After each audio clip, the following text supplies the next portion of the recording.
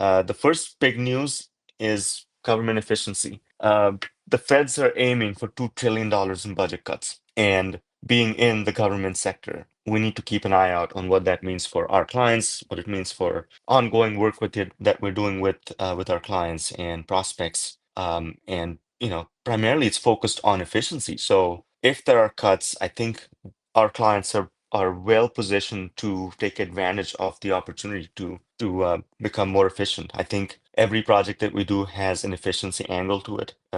Whether we're implementing a new system, whether we are redesigning business processes or creating a new strategy for our clients, they are all from an angle of how do we do more with less? How do we not waste taxpayer dollars? And how do we take advantage of everything that's new and exciting today, aka AI? So, how is DOGE doing this? So, on the fraud side, things like improper management of Medicare and Medicaid, there can be tremendous amounts of savings there, and I think that team is going to get there.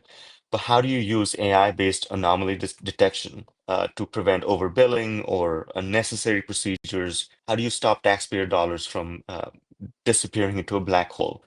It all comes down to the boring stuff, right? If you're paying attention to again the news and what's being reported, lots of slashing budgets, removing programs, all of that's going on. But what next? Like how do you reduce the workforce by 20-30% at the federal level in departments like Federal Aviation Authority or the Treasury and expect outcomes to still happen? It comes down to the boring stuff. What's the strategy? What are the processes? What systems are you going to use in the future? So one of the things I saw yesterday was there was one of the systems that Treasury is using to disperse payments did not have, I mean, it had all the usual stuff, who you're paying, what amount, but it did not have a mandated field for tracking it by project or by grant or something like that. So the team went in and recoded the system to make the system ask for that information. So now you can track it back to when you're making payments going forward, you can now really track what the payments are for.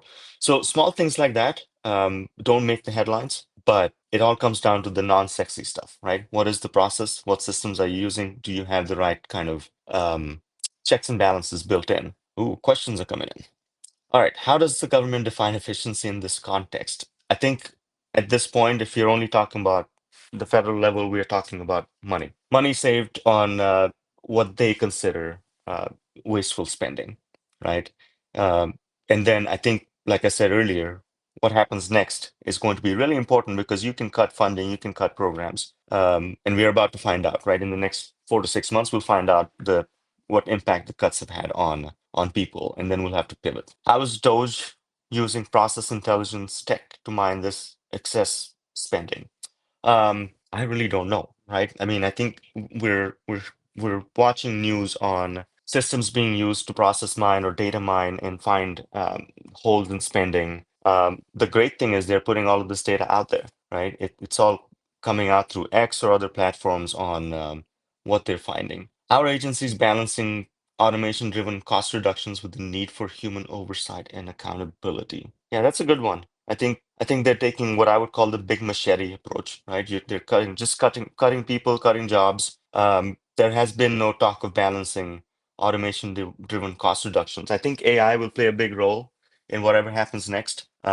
Reduction in the workforce, we'll have to see how that impacts the actual work that's being done. The grand theory is that they're cutting costs and cutting jobs where people weren't necessarily doing their jobs, right? That is the theory. And if we find out next that that wasn't true, or that wasn't completely true, then we'll have to really talk about how we're going to use AI and technology to do the stuff that people used to do in these agencies. So going back to my notes and what we wanted to talk about. So how are they using AI? Well, let's dive a little deeper into this. And why are we talking about this, right? We're not a news channel, but we are keenly interested in efficiency. We're keenly interested in government efficiency because identifying potential savings through AI and software and cutting costs sounds awesome in theory, but the real devil is in the details. Data governance, stakeholder buy-in, and ensuring that we are using technology ethically is really important.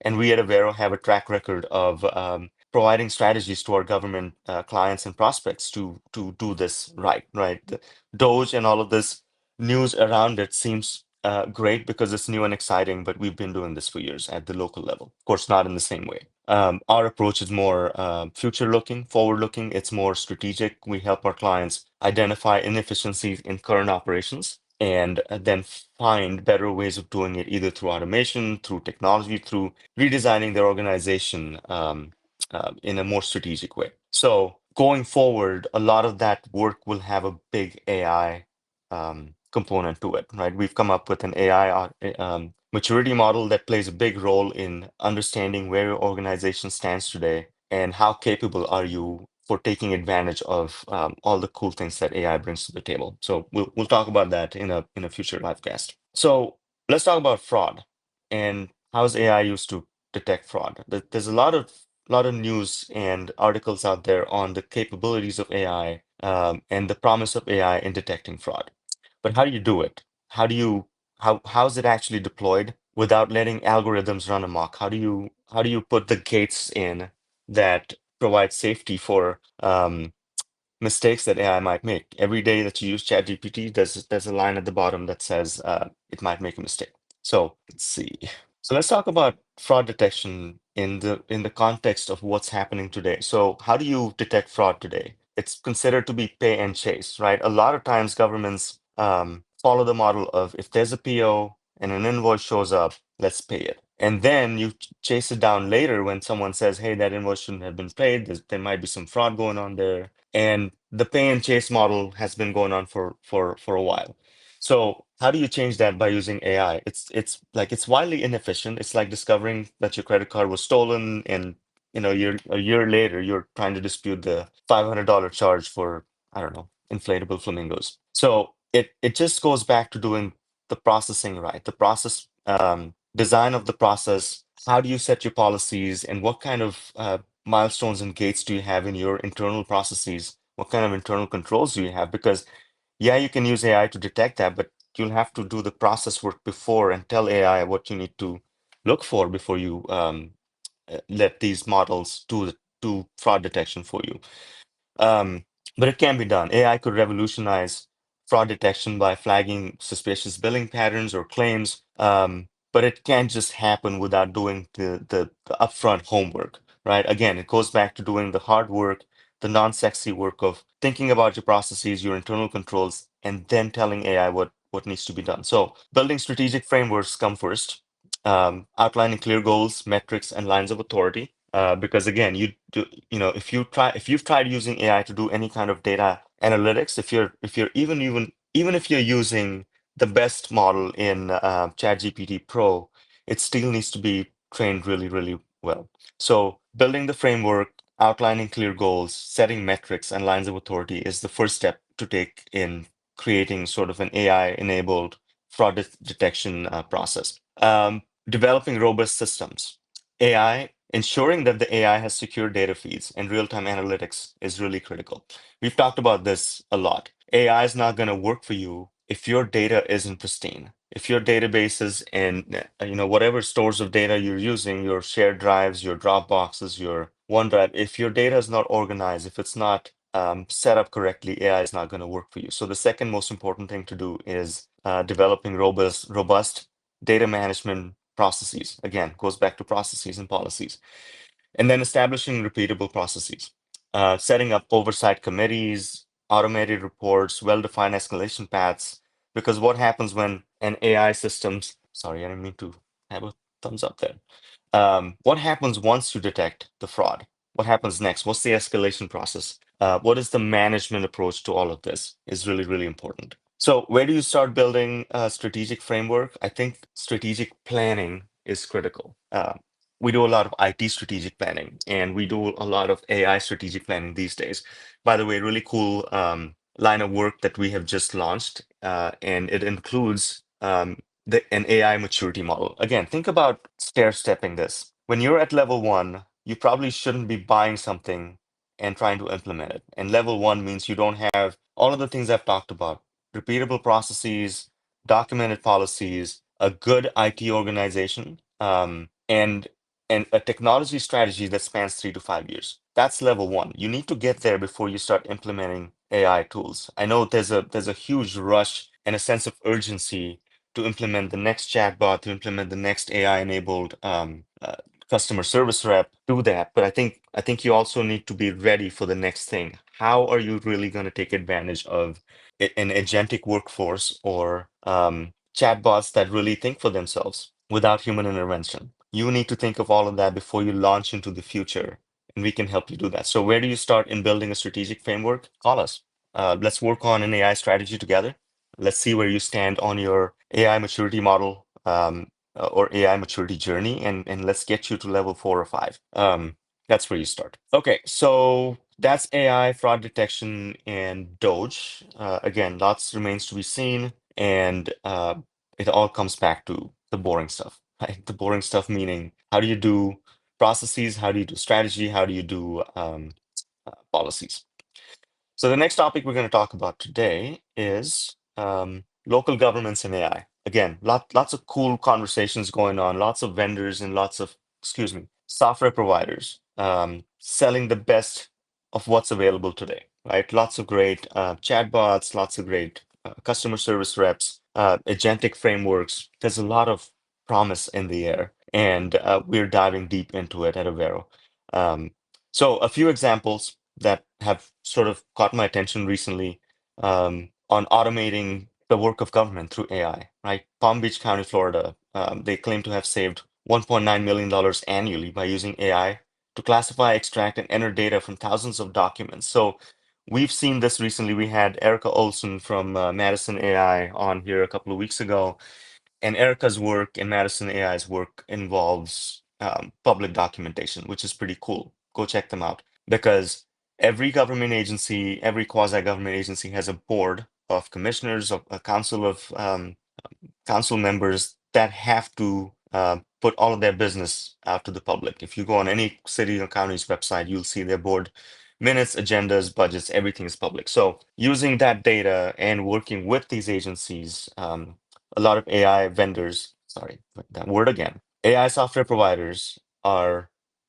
creating these tools where we can go and actually talk with that data instead of having to go through years of historical information and 200-page documents. You can actually use AI to communicate with that data. So it's being deployed in a lot of places, and it's super cool to watch. And it works because I think the county set up some clear data pipelines, training protocols, and an ongoing maintenance plan. Again, if you're going to buy an AI-enabled something, make sure that your backend is secure, that make sure that you have the right data, that it's in the right places, that it's the right data, because AI hallucinates. Even the best models do that today. So the magic lies in not necessarily buying the thing and paying the subscription fee. The hard work is how do you train that model? How do you make it useful? How do you feed it the right data? And we're going through this internally. We're automating a lot of processes internally. We are AI enabling a lot of processes. This isn't AI today, but could be in the future, right? My avatar has been made, but it's not prime time ready because it's just if you look at an AI avatar, you know it's an AI avatar. So back to Palm Beach County, I think they did a lot of the heavy lifting up front because documents don't magically process themselves. You need a well-designed system to keep automation accurate and up to date.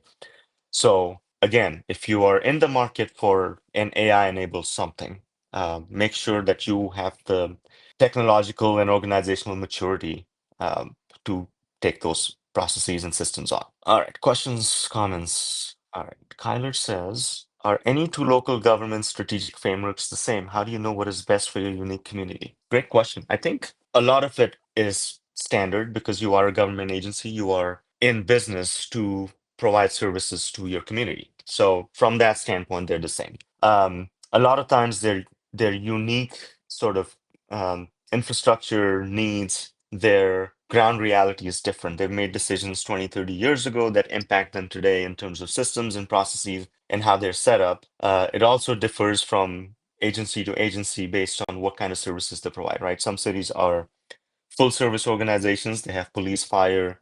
Some have hospitals, EMR, things like that. So it really depends on what services are being provided. So the strategy or strategic frameworks will differentiate from city to city. But when it comes to AI maturity, I think the same frameworks can be applied. You're just looking at it from a different sort of lens because traditionally, when we do IT strategic planning, You used to look at your tech stack, your enterprise systems, your cybersecurity, and now you need to look at how can AI help you in the future? Is an agentic workforce going to be useful to this organization? I think yes is the answer for most organizations, but to what extent and how is going to be really important.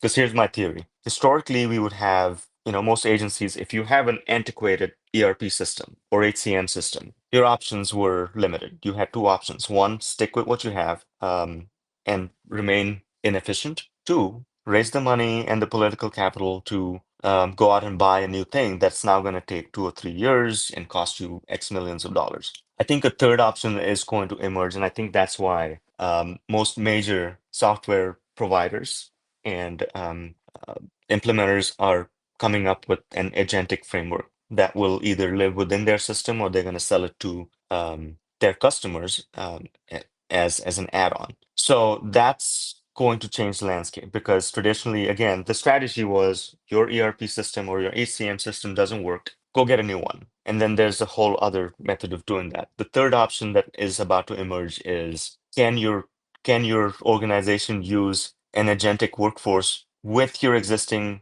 legacy ERP system or HCM system and get you the outcomes you need? I don't know that it's ready for prime time yet. Again, I'm using that word again, but it's being talked about a lot. I think that third option is going to emerge, and as we create strategic frameworks and strategic plans for our clients, I think that's going to play a huge role in defining their strategy for the future. Because not everybody can, not all of our clients can take on a $10 or $20 million modernization effort. And I think the third option is going to be fascinating to watch.